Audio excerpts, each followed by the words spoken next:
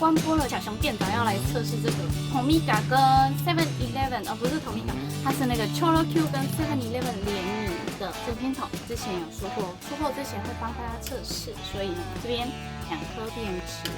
然后这个呢，听说是会发出声音的，你听一下。好，然后它稍微简单介绍一下吧，它这边还有它的贴纸，它的柱子，这里要自己把贴纸